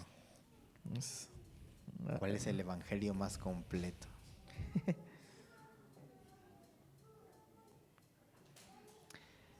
Hay algo que hay que considerar al momento de que se predica el evangelio. No sé si vaya por ahí la pregunta, espero que sí. Tenemos que entender una cosa, que Dios es el que nos formó, Él es el que nos creó, Él es nuestra fuente de la cual provenimos y nos ama. Pero nosotros como seres humanos le dimos la espalda y pecamos. Ya eso ya lo enseñé en algunas prédicas. Y ese pecado pasó a toda la humanidad y estamos condenados. A pesar de que Dios nos ama, Dios en su carácter de santidad no puede convivir con nosotros. Entonces, la paga del pecado es muerte. Eso nos lleva directamente al infierno. No vamos al infierno porque nos portemos mal, sino porque ya traemos algo genético desde atrás. Y esa naturaleza es la que nos hace pecar. Y esa es la que se tiene que cambiar. Para eso es que Cristo vino aquí a la tierra para tomar nuestra posición y salvarnos. Y nos otorga este don, este regalo para todo aquel que cree, para todo aquel que lo recibe y en ese momento es completamente salvo. No sé si por ahí iba el tema de la pregunta. Sí, recuerda que el evangelio solo es uno. Dios nos ha creado. Nosotros pecamos y fuimos destituidos de la gloria de Dios, pero Dios en su amor tan grande que nos amó primero, ha enviado a su Hijo unigénito, que murió por nuestros pecados, perdonó nuestros pecados y ahora, por la fe en Cristo, tenemos una vida eterna y una vida en abundancia para siempre con el Señor. Así se responde el Evangelio.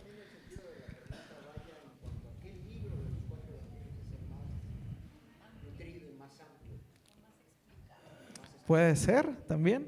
Pudiera ser. En ese sentido, los evangelios, los 4 evangelios se complementan entre sí. Por eso se pusieron 4 evangelios. El primero nos presenta al rey, ¿no? El segundo nos presenta al siervo. Estoy hablando de Lucas. Mateo presenta al rey. Lucas presenta al siervo. Marcos presenta al hombre. Y Juan presenta a Dios. Entonces, el más completo es leer los 4 completos. ¿No? Vámonos apurándonos, que ya nada más 10 minutitos nos quedan, porque no quiero ahí extendernos, porque tenemos más actividades. Mira, este es para ti, brother. Tanto has recomendado este libro. La disciplina de un niño debe de ser física, obvio, sin ser sádico o lastimar, sino con el afán de educar. En psicología, estos estímulos son punitivos y funcionan, aunque con ciertas repercusiones. En psicología.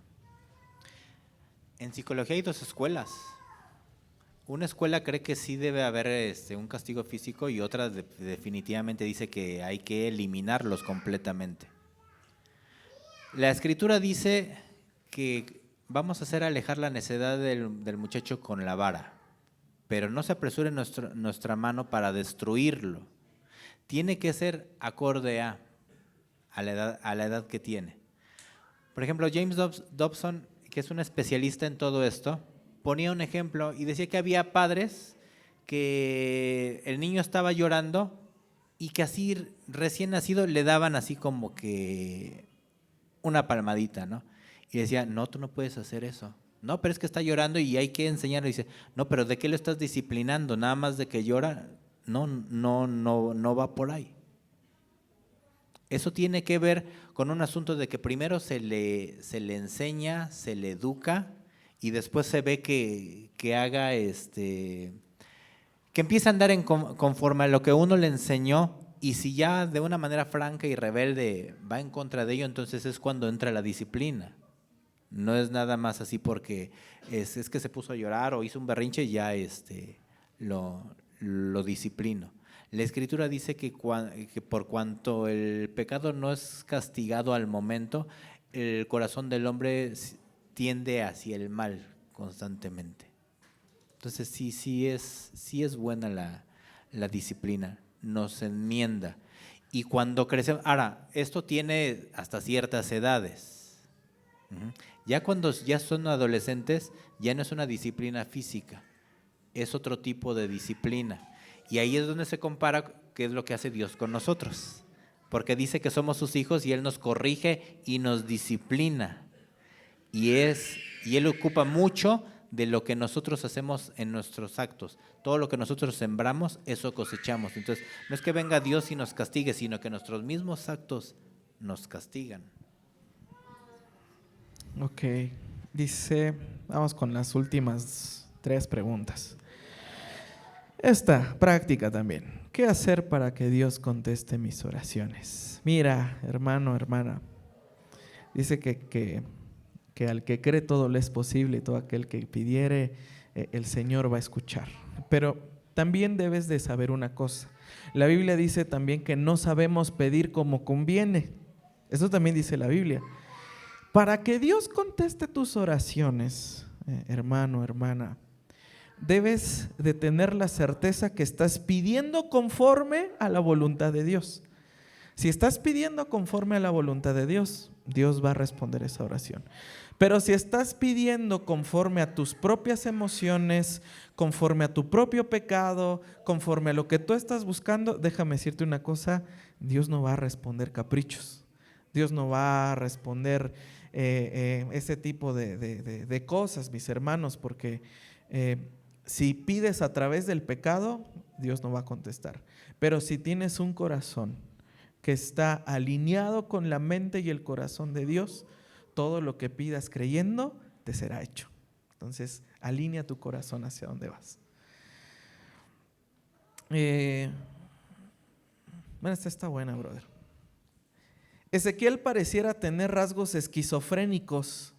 ¿Cómo saber si es Dios el que te habla o es una enfermedad mental? Ezequiel con rasgos esquizofrénicos. Wow. Entonces todos los profetas, ¿no? Porque escuchaban la voz de Dios. ¿Cómo discernir entre un esquizofrénico y alguien que Dios le hable? De hecho, por ahí va, más bien se parece más un endemoniado a un esquizofrénico. Yo una vez estuve un tiempo ministrando a un esquizofrénico y me dieron su lectura y todo, y la verdad es que se parece muchísimo a lo que la Biblia marca con lo que es un endemoniado. Pero ahí sí clínicamente sí un especialista lo tendría que determinar. Uh-huh. Pero bueno, la pregunta dice, ¿cómo saber si Dios te habla o estás medio esquizofrénico? Dios te va a hablar y siempre te va a remitir aquí a la palabra de Dios. Dice la Escritura que nuestro corazón es perverso y no nos debemos de dejar guiar por lo que nos dicte nuestro corazón. Siempre todo pensamiento, toda emoción, todo sentir tiene que pasar bajo el filtro de las Escrituras, definitivamente. Y si no pasa bajo el filtro de las Escrituras hay que tener mucho cuidado. De esa manera se puede discernir sueños, se puede discernir una voz audible, como lo que acaba de decir el pastor, que él escuchó la voz audible de Dios, o un pensamiento que nos viene, porque también a través de nuestros mismos pensamientos Dios nos habla. Pero vuelvo a lo mismo, se remite siempre a las Escrituras. Nunca va a contradecir las Escrituras. Y última pregunta. Sé que nos faltan algunas, vamos a ver la manera de que las podamos responder. Ya son las menos, pero queremos ser respetuosos del tiempo. Dice, ¿existen o no las maldiciones generacionales? La respuesta es no. Hermano, ¿qué pasa con el texto que dice yo visito la maldad de los padres a los hijos hasta la tercera y cuarta generación de los que me aborrecen? Ok. La Biblia dice en Ezequiel que el pueblo de Israel se quejó delante de Dios. Voy a parafrasear el texto. Es que nuestros padres mordieron la fruta y nosotros nacimos con los dientes chuecos por culpa de nuestros padres. Lo estoy parafraseando. Y después Dios le habla a Ezequiel y le dice, Ezequiel, diles que eso no es así. Que cada quien morirá por su propio pecado y el alma que pecare, esa morirá. Delante de Dios, mis hermanos, cada quien es responsable de su propio pecado. No es que estoy así porque traigo una maldición de mi papá. Estoy así porque traigo una maldición de mis abuelos. No. Lo que sí, el pecado es pedagógico. En el sentido de que yo replico el mismo pecado que veo en mi familia. Así como en las familias se replica lo bueno, pues ¿qué cree? También se replica lo malo. ¿Qué es lo que está diciendo Dios ahí en el texto de Éxodo? Si no te arrepientes, la misma maldad que hizo la primera generación, la voy a seguir castigando en la segunda hasta la tercera y cuarta si no hay arrepentimiento. Pero no significa que Dios maldiga a 4 generaciones simplemente porque uno empezó con cierto pecado. Delante de Dios, cada uno de nosotros somos responsables delante de Dios de nuestros actos, de nuestros hechos y delante de Dios vamos a responder por lo que hice yo. Digo, el que es ministro ese sí va a responder por los que tiene a su cargo, pero a usted va a responder por sí mismo. No va a responder por su papá. Delante de Dios es que mi papá Dios, es que mi abuelo Dios. No. Dios te va a preguntar por lo que tú hiciste. Dios te va a pedir cuentas por lo que tú lograste o no lograste. Entonces, no descansa eso en tu corazón de que es que hay un demonio familiar. No, hombre, pues ni que fuera huésped de la casa, mano. O sea, ¿no? O sea, ni que traiga tu apellido el demonio. ¿no? O sea, delante de Dios tú eres responsable de tus actos. Entonces, velo de esa manera. ¿No quieres agregar algo, brother? Que se me olvidó que iba a decir. No, es que esta enseñanza tiene como un siglo, ¿no? Esto de las maldiciones generacionales se dio mucho en el pentecostalismo. No estoy satanizando el pentecostalismo, no, para nada. Pero entonces habría que poner también atención en otra palabrita que viene en Deuteronomio. Dice, y yo voy a bendecir hasta 1000 generaciones. ¿Por qué ponemos tanto énfasis en 4 generaciones de maldición y no ponemos énfasis en 1000 generaciones de bendición? Se lo dijo a Abraham. Y entonces, yo creo que no han pasado 1000 generaciones de Abraham. Y deberían de ser sumamente bendecidos y no hubieran sido llevados cautivos. O sea, es que no va por ahí. Y si lo vemos en ejemplos, vemos a reyes. Por ejemplo, vemos al rey Ezequías, que fue un modelo de reforma, de volverse a Dios. Y de repente vemos que tiene un hijo llamado Manasés, que fue el peor rey que ha habido en Israel. Y de Manasés surge otro rey, no recuerdo, que también era así medio malo, pero después surge Josías, que también fue muy buen rey. Entonces, ¿qué pasó ahí con la maldición generacional? O con la bendición. Porque ¿cómo es posible que Ezequías tuvo un pésimo hijo y luego de Manasés surge el nieto llamado Josías, que era muy bueno? Ahí lo tienen, ¿no? Es cada quien delante de Dios. Muy bien. Dios es bueno. Gloria a Dios, mis hermanos. Déjenme orar, vamos a orar. Que quede sellada la palabra en nuestro corazón, que quede sellado cada respuesta, cada lo que dijimos, que podamos aprender. Son ejercicios muy buenos estos, mis hermanos, son ejercicios buenísimos. De una manera más cercana poder hablar, poder platicar. Oramos, Padre, en el nombre de Jesús, te doy las gracias, Señor, por tus hijos, Señor, que tienen hambre de ti, que tienen hambre del conocimiento de tu palabra, que tienen hambre, Señor, de lo que tú puedas, Señor, traer para cada uno de nosotros. Suplico, Señor amado, que tu palabra quede sellada en nuestro corazón, que tu palabra, Señor, sea, como lo dice tu Espíritu Santo, Señor, incrustada en nuestro corazón para que la podamos vivir, Señor amado. Pongo en tus manos, Señor, a cada hijo, cada hija tuyo, Señor. Abre, Señor, el apetito por ti, el apetito por tu palabra, Señor. Los pongo en tus manos, Señor amado, te doy las gracias en el nombre de Jesús. Amén y amén. Gloria a Dios.